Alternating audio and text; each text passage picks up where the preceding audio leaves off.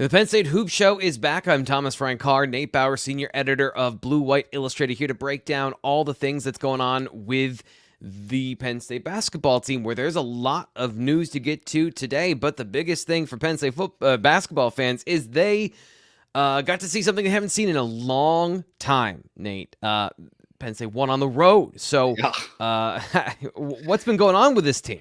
Yeah, first of all, how dare you start to say Penn State football fans? I know. I mean, it's only 90% of the shows that we do. Just a little slip. They're gonna be insulted. The Hoops fans are insulted.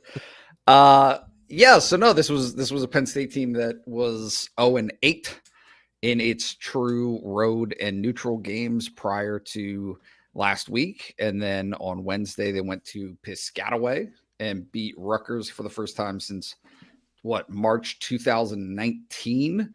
They won 61-46. 46 points for Rutgers. And Rutgers isn't very good. We get that, but 46 points is that's good defense. That's terrible shooting for Rutgers. That's you name it. But certainly got the monkey off their back a little bit for Penn State, right? Having not had that success. And then they followed it up with genuinely, regardless of how much of a dumpster fire Indiana basketball is, beating Indiana at Indiana 85-71. That was on Saturday afternoon. Indiana's a train wreck this year. Yeah. They're really they have not been consistent at all, right? That's been a big problem. They were losing yesterday at Ohio State and ended up coming back. So as I'm talking about how much of a train wreck Indiana is, they managed to pull one off and avoid complete disaster. They were losing big time at half. Mm-hmm. So for Penn State, right, two key wins for this team as it continues this roller coaster, right? I mean, that's kind of the name of the game for what this season has been for them. And it is appropriate, right, for this team, and that it's interesting. One of the things that I think I learned the most about basketball over the last couple of years watching this team is how hard it is to play on the road, even when you have a great team in these Big Ten venues. I think it was the NCAA tournament team. They they lost at Wisconsin, and Wisconsin wasn't as good of a team as they are. Mm-hmm. And this team, which, as you mentioned, has such fluctuations but obvious talent, to do something they haven't done since 2014 says something when there have been two NCAA teams in that run since then. Yeah. So it's been a test. Look, they've had opportunities. Certainly the game it's a neutral site game, but the game against Georgia Tech at Madison Square Garden was a win that ended up being a loss based on kind of a ridiculous call at the end of that game. Mm-hmm. But certainly in the other games, Purdue, at Ohio State, at Michigan State, I mean, they just got run off the floor in those prior games. So to be able to come back in this league that's been really a mixed bag this year, right? The Big Ten itself is not as strong maybe as it has been previously. There are opportunities to do this kind of stuff, and they actually matched up well against both of those teams and ended up getting wins. So it was it's the difference between this team. I mean, truly, and I'm thinking about it as it's coming out of my mouth, so I don't want this to come off the wrong way, but it's the difference between this team still being interesting in the first week of February and not. Yeah. Right. I mean, if they lose those two games, if they continue to lose on the road and drop to 0-10 in road and neutral games, they really would have been, staring very much in the face a Wednesday day game at the Big Ten tournament in Minneapolis. It just would not have been as interesting. And now, right, this is a Penn State team that's back to 11-11. They are 100. They were 100 yesterday. They're 102 in the net. They are 5-6 in the Big Ten. And really against Iowa on Thursday night at the Bryce Jordan Center, they have an opportunity to get back to 500, right? In conference play, which I'm not sure, most people, including me, I think had this team pegged around 6, 7, maybe 8 wins in the Big Ten this season. Yeah. If they can get there on Thursday night, if they can get to 6 wins with a third of the schedule left to play in the Big Ten, that's a major accomplishment for this team. Yeah. So Iowa coming up. That's the next thing to cross off the list. So what do we want to talk about with that, and how is Mike Rhoades talking about this game with all the recent success? Yeah, so let's let him do the talking for himself, because he had a press conference on Tuesday afternoon, and really this is kind of what I want to talk about in this opening section with you, is his commitment to, hey, like let's not pretend or act as though this is a program that is come out on the other side of the tunnel, right? That this is a fully formed and team that is ready to be consistent, because they haven't been all season. And so I think in this first clip he talks about it starts with him. It starts with me explaining to the guys, the number one thing is, why did we have success on the road, and let's stick to that plan. So you want to be hungry, but you want to have great humility, and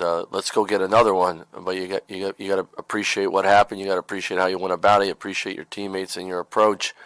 But we got to show great humility with it, because just because you won the last game doesn't guarantee you win in the next game. But what we've done the last 2 games, that formula worked, and so let's understand that. Let's learn from that. Continue, keep saying, build on it. But you got to be humble, because if not, the game's going to humble you quick. And get back to practice and see how much better we can get today and tomorrow before we put the uniform back on. So this is nothing is being taken for granted. There is I don't want to say there's no progress, but there's no the roller coaster is the roller coaster, even for internally. There are twists and turns still coming, right? They know that. He knows that. And really it was something that he repeated throughout the press conference, was just this notion of not guaranteeing future success, right? Talking about Ace Baldwin, right? And we'll get to that a little bit later in our conversation. But when he talked about Ace Baldwin, it was like, hey, this is the leader that we need. This is the guy that we thought we brought from VCU. And truly, they still believe that he is that guy. And he's been that guy, but just not with the consistency that he had shown previously at VCU. And certainly there are a lot of reasons for that, coming up a level, you name it. But bottom line is, that inconsistency and that fluctuation for Ace Baldwin is really emblematic of what's happened with the team throughout the season. Is they just have not been able to have the same focus, is a word that he used quite a bit in this last press conference. They haven't been able to do that with the consistency that they've needed to be able to put together wins. But hey, here they are with 2 consecutive Big Ten wins for the first time this season, and they have an opportunity against Iowa to make it 3 on Thursday night. Well, these guys always change my mind every day, so about a lot of things. But sometimes you got to hit rock bottom. I mean, the first half of the Minnesota game, the place was going bonkers, and we were in a really good place, and we fell off the peak very quickly, and you hit rock bottom, and it hurts, and you get embarrassed, and you put yourself in a position where, failure teaches you or humbles you. And that's what I thought the Minnesota game, the reality was we got in the second half, we got very selfish, we got frustrated. We weren't playing for each other, we were playing through frustration. And sometimes when you have really good players, you can play that way and find a way, but it doesn't solve your issues. That second half of Minnesota game, it just wasn't good basketball. And what was disheartening about it is the first 20 minutes was really, really good basketball. It just shows you very quickly things can change on you, and that's where we got to be humble going into this week and these games. So we'll see what happens. When is the game, and how do fans follow along with Nate Bauer when Penn State basketball takes on Iowa? I'm always in our message board, the Lions Den, doing live play-by-play, you name it, having conversations during every game that Penn State plays. Thursday night, they are at the Bryce Jordan Center. It is at 7 o'clock, and the game is on the Big Ten Network. So whether you're there in person or not, you can certainly join me for that conversation. And of course, there's plenty of conversations to have about the basketball team, and there's plenty of things we're going to get to today. Lots of, as Nate has outlined for us, news and notes. Kayne Clary top of mind. So what's the situation with one of Penn State's best and most talented players as they try to build this, winning streak? Yeah, and it's interesting. Like, they have had this dynamic of, I'm not going to say that it's unsettled, but you have two players that do a lot of the same things between Ace Baldwin and Kayne Clary. And so we talked about it at the beginning of the year, right? That stretch that they had in the Thanksgiving tournament where Kayne got hurt at the kind of early in the game in that VCU game, the final game of that little 3-game tournament, and him going out presented Ace Baldwin with the opportunity. He played his best basketball in Kanye's absence. Yeah. And here we are. And Kanye's been out for the last couple of games with what appears to be a head related, a concussion, I would guess. I'm not a doctor and I'm not reporting that, but I'm just saying that's certainly how it appeared at the end of that Minnesota game. Yeah. So Kanye's been out, and he is day to day, according to Rhoades, on Tuesday. But later in the press conference, he said something, I'm going to quote him here, that I think maybe betrays his intention to kind of keep this one close to the vest. He said, we've had 2 good games. And this was not a response about Kanye. He said, we've had 2 good games. We played very unselfish. We played for each other, and we had a good player out for 2 games. He's going to come back now. We need him to give us a great lift, and we got to continue to play the right way all the time. I'm excited to see how these guys are going to move forward. So is that a guarantee that Kanye is going to play in this game on Thursday night? No, but certainly, right, just based on his stream of consciousness and that response, it would lead you to believe there's a pretty good chance that that Clary will be back in action for Penn State. And right, like what that means for this Penn State team as it tries to integrate him, to get him back involved in a formula over the last 2 games that has worked quite well in his absence. How does that work to you? Because I do think that this whole situation has been really interesting and unique, especially for a guy in Ace Baldwin who's probably used to leading in a certain way, right? Yeah. Guy who's used to leading through play and then incorporating teammates, etc. But if he's got to either take a step back from who he wants to be at a percentage, or if he has to augment his style of play, how do you be a deferential leader? How do you be a guy who is able to pick his spots without having to have the ball in your hand all the time? I find this, super interesting. Yeah, it's fascinating. And the result, I mean, I think it's, as you pointed out pretty clearly, things are operating very smoothly when Ace is allowed to feel like himself more, it seems. Yeah, I think that's fair. I also think that Rhoades' response, because it was really the first question to him on Tuesday, I mean, I think that his response says pretty much everything, right? He said, look, there have been stretches of play with both of those players in games this season where they've been awesome, right? Like where they've been really, really good. And so it's not as though it's this night and day where you can just say, oh, Kanye not being on the floor is the only way that Ace can be really good. That's not true. Right. The 2 of them have played off of each other very well at times, in fact, this season. There have just been other times where they haven't.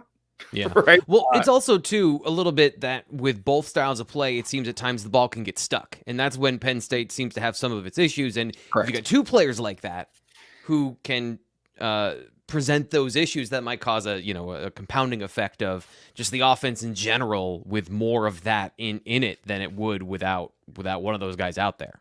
He said when the ball's moving and we're flowing and all that stuff, we're just a better basketball team no matter who's on the court. When you play that way, you're just harder to guard, and I really believe in that way, and that's the culture of our program, right? So it's just a matter of getting both of those guys on the same page at the same time. all the time. And Yeah. you can't expect that. It's not going to happen. You're never going to get that for 100% of the time. But when they're both moving the basketball, just like you said, when they're both moving the basketball, when they're and Kanye is not, he's not a distributor, right? He can, and he has had, especially in the first half of that Minnesota game, he really moved the ball. He took advantage of Lily slipping a bunch of screens, and they had a bunch of dump offs and scores close to the basket. But when the ball sticks for either one of those guys, it becomes problematic for them and something that they need to work out. So it's not a one size fits all situation. Do you think it's something that they're going to have to work through? Do you think the way he phrased this, talking about Ace and finding an edge and being comfortable right now, and I know that what we're saying is finding that with both these guys on the court more consistently, but do you think that this small window where he can, figure it out, do you think that helps? And I know we're not, again, I'm asking things that are going contrary to everything we're talking about in terms of nothing is guaranteed with this team, and don't expect linear exponential growth, but are there moments and are there things you can pick out of this narrative that do translate to consistent growth for this team? Yeah, I mean, I think so. I think that we've seen certainly more of it over the last few weeks. You've seen broader stretches. You've seen better indications of them certainly being able to play. I mean, like I said, the two of them played great together in the first half of that Minnesota game. It's just a matter of can you avoid the letdowns that happen when they get punched in the mouth a little bit. So Ace, I mean, moving into what Ace has done over the last two games, he scored 15 against Rutgers. He scored 22 against Indiana, and he had a combined 18 assists over those two games. So the thing that stands out to me, though, about how Rhoades framed the issue or the conversation about Ace is his leadership. Yeah. Right. Like this is the guy again, like this is the guy who it's just, what's the line about having two presidents? You don't have two presidents, right? Like you don't have two dictators. You're trying real hard not to say quarterbacks. Okay, sure. You can't have two quarterbacks. If you have two quarterbacks, you have no quarterback. Yeah. And so I think that's been a tricky thing realistically for them to balance this year and for them to work out. But if you have this version of Ace that has been the case over the last couple of games, and you bring Clary back into that equation, how do you translate that? How do you get them to keep that going? And it's a like, I'd love to sit here and be like, oh, well, they've got it figured out. They don't have it. Or here's how, right? Yeah, here's how. Like, here's what they need to do. Yeah, they don't have it figured out. It's going to be very, very intriguing and interesting to watch on Thursday night to see how they handle it. Yeah, and of course, we focused on two important players that have the ball in their hand a lot, but basketball, you need a lot of players to contribute. So what about the rest of the team and how they've performed and what you've seen from them recently? So DeMarco Dunn is the big one, right? He's the guy who has given them double-digit scoring over the last couple of games and has he's slid into Clary's role in certain respects. He had 28 minutes against Indiana after playing 22 against Rutgers. So he's getting more shots. He's getting more opportunities. He's got the ball in his hands more. And the thing that Rhoades brought out and that Rhoades talked about with him is his defense, right? And that's been a major problem for him this season is it just has not been consistent. He hasn't been on the same page. You can see it when he gets yanked from games. It's almost always based on a defensive letdown, a defensive lapse where he just isn't connected. He doesn't know, isn't in the right place at the right time, doing what he's supposed to be doing. And that clearly frustrates Rhoades. That clearly frustrates the staff. But hey, if he can parlay, like the thing that Rhoades dialed in with him when he talked about him on Tuesday was, hey, just keep growing. Just keep getting better. It is not going to be a seamless thing, and it hasn't been a seamless thing for DeMarco this year. We understood that the role was changing from things that he had been asked to do previously in his college career at UNC, versus what he's doing at Penn State. But if you can just build on these things, if you can build on these incremental improvements, right? Maybe he's not going to go for 16 points, 14 points when Clary comes back. Maybe he's going to go for 8. But if you can maximize his time on the floor, that's a huge piece of the puzzle for Penn State. Penn State has had a season of not having the right ingredients do the right things at the times necessary throughout the season. And yes, that's the story of basketball. But if Zach Hicks was shooting better for the season, Penn State legitimately has probably 3 more wins, right? If Jameel Brown had done or was the player defensively that they need him to be, and he can shoot the ball the way that he's shooting, those might translate to wins. Puff Johnson has been a roller coaster. Nick Kern has been much better through the new year, right? So the start of the calendar in January to now, he's been more or less excellent. He's done a ton of things for this team. He is whether he's scoring or not, he provides quite a bit to this Penn State team. So yeah, one of the topics on Tuesday for Rhoades was, look, they are just a better team. He said, we're just a better team. Let's call it what it is when those guys are impacting the offensive end and making shots. Yeah. They have to make shots. They have to be a critical component to this team's success. And this is kind of the reason for the roller coaster, I think, goes back to the assembly of the team through the transfer portal, because obviously these guys had talent. I remember conversations about, here's another top 100 prospect from his recruiting class. Here's another top 200 player from his recruiting class. Length, size, athleticism, but they were all in the transfer portal. And there are reasons, if a guy has talent and certain abilities, if he's in the transfer portal sometimes for a second time, that you can't count on, that variable they've had to work through this year. And I think it's just been super interesting to watch all of that play out since the very beginning. Yep. No doubt about it. And again, in an Iowa team that has some good wins, has done some good things, but is not stacked, right? They have a loss at Indiana themselves, right? So they have a loss to Maryland. They got smacked by Purdue. They lost at Wisconsin. So they have some good wins, but they're kind of the same middling type of team, right? It's interesting. Game of Thrones references are absolutely outdated at this point, but chaos is a ladder. And the middle of the Big Ten is chaos. This is where you can make the climb, as they've been doing the last couple of weeks, right? Yeah, for sure. And again, I mean, if they get to 6-6, if they can win 6 games with a bunch of games still left, that becomes very, very interesting. I mean, I think I saw it somewhere. They can climb as high as 7th in the standings with a win on Thursday night, but could be as low as 12th, maybe 11th. Yeah. Depending on the outcome of that game. So I apologize for not having that stat in front of me, but I mean, there is a lot of basketball left to be played, and certainly some intriguing things to keep watching for this team moving forward. For sure. And it's entirely acceptable that you don't have every stat in front of you, because you've been busy doing a bunch of reporting, breaking some news. We're recording this on Wednesday. Got to keep track of my days here. Today is Wednesday. And if you're watching this on our live re-air on YouTube or on the Blue White Illustrated, BlueWhiteIllustrated.com, broke some recruiting news. So what's going on with the basketball team and the future Nittany Lions potentially? Yeah, we'll keep this in perspective. Breaking an official visitor is interesting.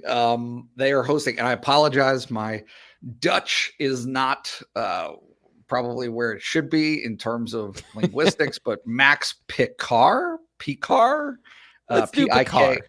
Picard? Yeah, with that? Sure. Yeah. 6'11", super interesting.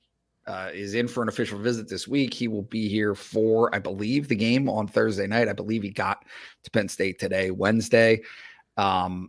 He's a Netherlands kid who transferred to Sunrise Christian Academy post-grad. So like this is off the map isn't quite fair, but in Europe, you never know. I mean, there's a lot of variables there, right? It's hard to sort all that out. He has not been in the American college basketball recruiting scene for more than 5 months, right? He got to Kansas in August, I want to say. And so if you watch his timeline, his Twitter timeline, it's just this steady, like, Morgan State, right? Like the teams that were interested in him, Indiana State, aren't Power 5 type programs. They're not power basketball programs. But gradually he started to get more and more attention and coming into Penn State for a visit. So it's going to be interesting to see how that visit goes. I will be in touch and be able to hopefully provide some insight on how he feels about that visit this week. We all know recruiting is the lifeblood of any program, and I feel a little icky given all the cliches. But do it. This is it.